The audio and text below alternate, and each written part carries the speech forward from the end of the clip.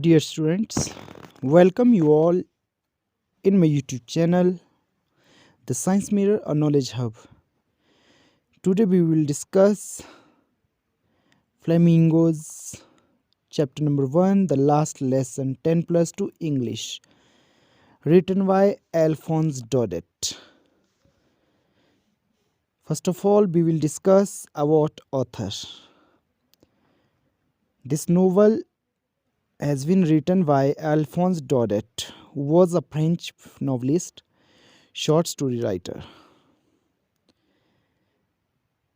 ये जो कहानी है ये अल्फोंस डॉडेट द्वारा लिखी गई है, जो एक फ्रेंच ऑथर हैं, एक शॉर्ट स्टोरी राइटर हैं। He was born in 1840 and died in 1897। इनका जन्म 1840 और मृत्यु 1897 में हुई है। The last lesson was written during French-Prussian War in 1870 and 71।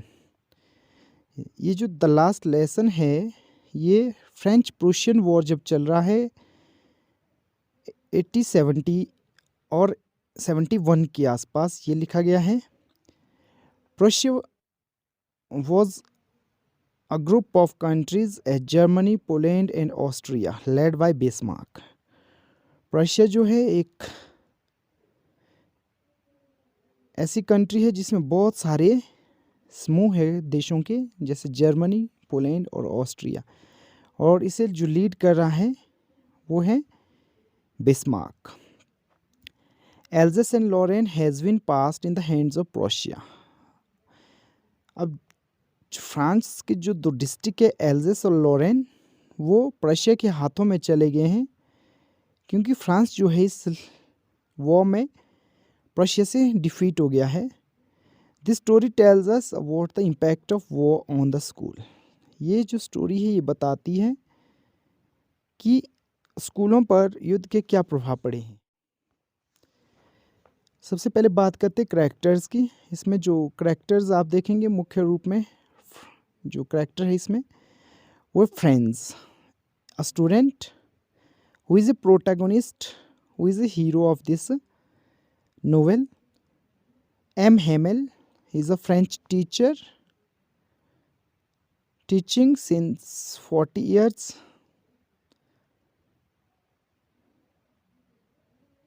in the school of Alsace and Lorraine। Oldhauser, ये भी एक करेक्टर है इसके अंदर। Farmer mayor, former post master. मुख्य रूप से दो ही करेक्टर इसमें, फ्रेंड्स और एम हेमल। कीवर्ड्स की बात करते हैं। इसमें देखेंगे आप इन ग्रेट ड्रेड ऑफ, इसका जो मतलब होता है वो होता है फियरफुल, बड़े डर में। काउंटेड ऑन, गिनना, काउंट करना। Thumbed at the edges, edges होते किनारे। टर्न्ड एट द एजेस, किनारों से मुड़ा हुआ होना। इन यूनिसन, यूनिसन का मतलब होता है इन यूनियन, टुगेदर, इकट्ठा होकर। अ ग्रेट वसल, कमोशन, शोरगुल। ग्रेट वसल का मतलब होता है शोरगुल, commotion. Reproach ourselves with, to be blamed ourselves, अपने आप को धिकारना, खुद को धिकारना। समरी देखेंगे आप इसमें जो इम्पोर्टेंट है वही पॉइंट मैंने यहाँ पे डिस्कस किए हैं। There was a little boy named Franz who was very late to school that day. एक लड़का होता है जिसका नाम फ्रेंड्स है, छोटा सा लड़का है वो उस दिन स्कूल जाने के लिए लेट है, देरी से है। He has given a lesson on participles to learn what he didn't know even the first word of participles। उसे उसके टीचर द्वारा पार्टिसिपल्स का चैप्टर याद करने के लिए दिया गया है, परंतु उसे अभी उसका पहला शब्द भी पता नहीं है। So once he decided to run away, bunk from school due to teachers scolding and spent the day in the outside of the school। What he get his strength and went to school by town hall. एक बार तो वो यह निश्चय करता है कि मैं school से भाग जाऊं, बंक मार लूं, स्कूल ना जाऊं। क्योंकि उसे डर है अपने टीचर्स की डांट से। स्कॉल्डिंग का मतलब होता है डांटना, क्योंकि उसने एक तो वो लेट है और दूसरा उसने पार्टिसिपल्स का जो लेसन है वो याद नहीं किया है, और वो चाहता है कि वो स्कूल से बाहर ही डे स्पेंड करे। But he get strength and went to school by town hall, परंतु फिर भी वो अपनी स्ट्रेंथ को इकट्ठा करके अपना मन बना लेता है और वो टाउन हॉल होते हुए स्कूल चला जाता है। Here he saw a bulletin board where people was gathered to see the news on this bulletin board. Town hall के साथ एक बुलेटिन बोर्ड वो देखता है, और जहाँ वह देखता है कि बहुत सारे लोग वहाँ पे इकट्ठा हुए हैं और जो इस बुलेटिन बोर्ड से के माध्यम से न्यूज़ पढ़ रहे हैं। All the bad news since 2 years for France came through this bulletin board. France के लिए पिछले 2 सालों से लगातार बैड न्यूज़ ही इस बुलेटिन बोर्ड के माध्यम से मिल रही है, क्योंकि पिछले 2 साल से लड़ाइयाँ चल रही हैं, तो सारी की सारी जो बैड न्यूज़ है वो इस बुलेटिन बोर्ड के माध्यम से फ्रांस को मिल रही है। तो ऑर्डर उसमें आया है, an order has came from Berlin, German की जो कैपिटल है, that from next day only German will be taught in the school of Alsace and Lorraine district because France has been defeated by Prussia and now has been enslaved. Enslaved का मतलब होता है दास बना देना, गुलाम बना देना। तो बर्लिन से एक ऐसा ऑर्डर आया है कि अगले दिन से अब क्या होगा, एल्जिस और लॉरेन जो 2 डिस्ट्रिक्ट है फ्रांस के, वहाँ पर जर्मन पढ़ाई जाएगी, क्योंकि रशिया ने अब इन 2 डिस्ट्रिक्टों को या फ्रांस को डिफीट करके उसे अपना गुलाम बना दिया है। जर्मन पढ़ाई जाएगी। When M. Hamel started saying that it is my last lesson, friends understood that villagers had come here to give farewell and say thanks to M. Hamel for this 40 years faithful services. जब M Hemal ये कहते हैं कि ये मेरा last lesson है class के अंदर, तो फ्रेंड्स समझ जाता है कि गांव के लोग यहाँ पर उन्हें थैंक्स करने और उन्हें फेयरवेल करने के लिए आए हैं, जो उन्होंने पिछले 40 सालों तक सेवाएं in the class he saw an usual in the school. जब फ्रेंच क्लास में जाता है तो वो थोड़ा सा अप्रत्याशित चीज़ें वहाँ पे देखता है। He saw that his teacher M. Hamel wore a green coat, frilled shirt and silken cap over his head. वो देखता है कि उसके जो टीचर हैं M. Hamel, उन्होंने एक ग्रीन कोट पहना है, फ्रिल्ड शर्ट है, प्रेस की हुई शर्ट उन्होंने पहनी है, and a silken cap over his head, और रेशम की एक कैप उन्होंने अपने सिर के ऊपर पहनी है जिसमें एम्ब्रॉयडरी भी की हुई थी।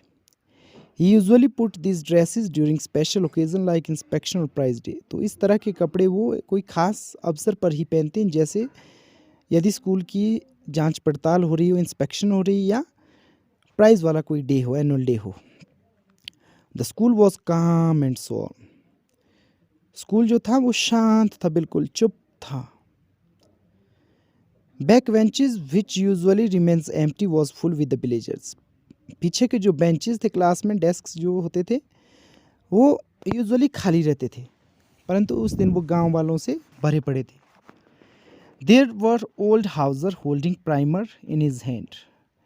एक ओल्ड हाउसर भी वहाँ पर बैठा था जिसके पास एक प्राइमर मतलब एक किताब थी उसके पास। In his hand former mayor, former post master and many other villagers were sitting in this benches. तो इन बेंचेस के ऊपर मेयर भी बैठे थे, और जो पहले मेयर रहे थे, पोस्ट मास्टर जो पहले थे, वो भी वहाँ पर बैठे थे, और बहुत सारे ग्रामीण लोग वहाँ पे बैठे थे।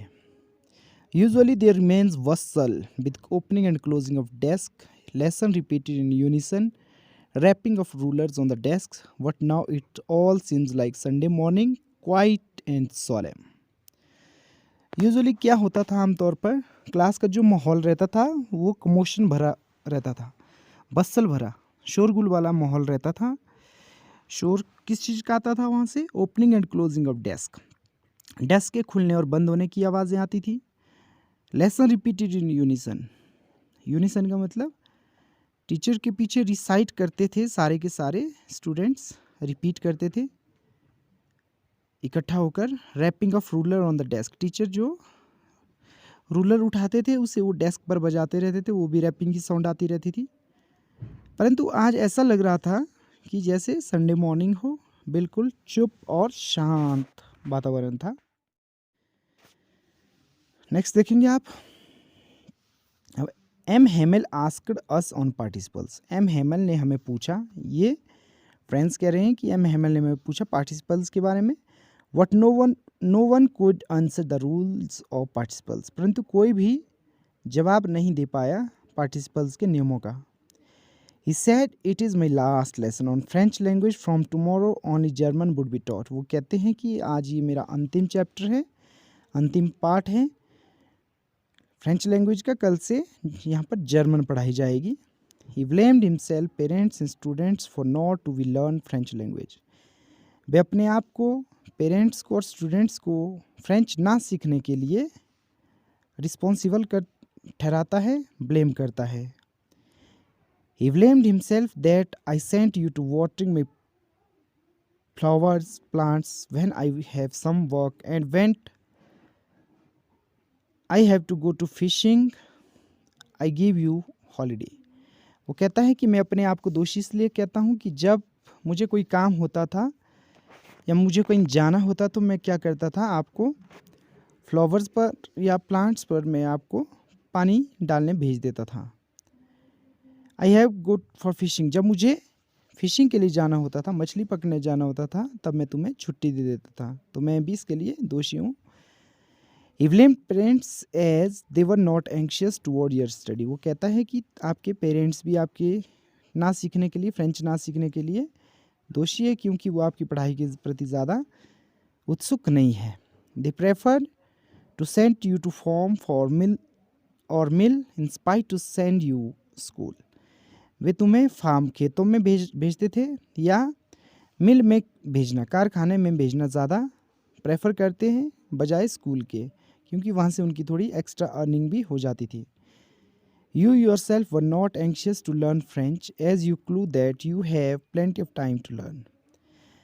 तुम अपने आप भी पढ़ाई के प्रति ज़्यादा एंक्शियस नहीं हो, फ्रेंच सीखने के प्रति ज़्यादा चिंतित नहीं हो, क्योंकि आप ये सोचते हैं कि आपके पास बहुत समय है इंग्लिश सीखने के लिए या फ्रेंच लैंग्वेज सीखने के लिए। We will learn it tomorrow. आप ये कहते हैं कि हम इसे कल सीख लेंगे। Now see we are not able to speak write or our native French language even we are Frenchman. अब देखो, फ्रेंचमैन होने के नाते हमें फ्रेंच लैंग्वेज नहीं आती, जो हमारी मातृभाषा है, ना तो हम इसे लिख सकते हैं ना ही बोल सकते हैं। तो इस तरह से हम आज का काम यदि कल पर टालते हैं तो ये हमारे लिए मुश्किल हो जाता है करना। M Hamel further said that about the importance of language. अब वो लैंग्वेज की इम्पोर्टेंस की बात करते हैं कि लैंग्वेज का क्या महत्व है। एज इट इज़ अवर की टू एस्केप फ्रॉम प्रिजन, कि ये हमारी जेल से निकलने की भी एक चाबी होती है।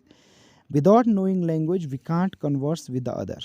बिना लैंग्वेज जाने हम दूसरे से बात भी नहीं कर पाते हैं। We can't say our feelings emotions to the other. हम अपनी भावनाओं को दूसरों के साथ व्यक्त नहीं कर पाते हैं। He further said about French as it is the clearest and logical language। वो फ्रेंच लैंग्वेज के बारे में कहते हैं कि यह सबसे स्पष्ट और तर्कसंगत भाषा है। It is the most beautiful language in the world. और यह संसार की सबसे अच्छी भाषा है, सबसे सुंदर भाषा है। सो वी शुड नो, ज्ञान होना चाहिए। M Hamel said that it is most tragic that being Frenchmen we are not able to speak and write Frenchman।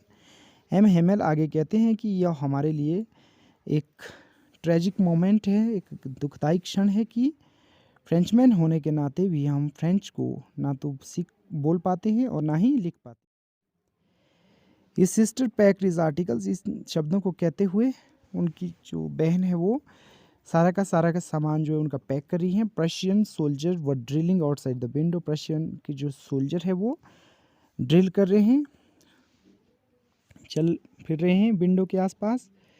He moves toward black board, black board की ओर जाते हैं। Write vive la France means long life France, और black board पर लिखते हैं विवला France, इसका मतलब होता है लॉन्ग लाइफ फ्रांस, फ्रांस जीवित रहे। He gave a non-verbal impression that that class was dismissed, you may go now.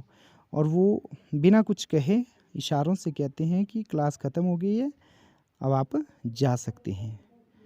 तो इस तरह से आपकी ये स्टोरी यहाँ पर ख़त्म होती है। तो ये मेन पॉइंट मैंने यहाँ पे डिस्कस किए। एक्सरसाइज हम नेक्स्ट वीडियो में डिस्कस करेंगे। Thanks for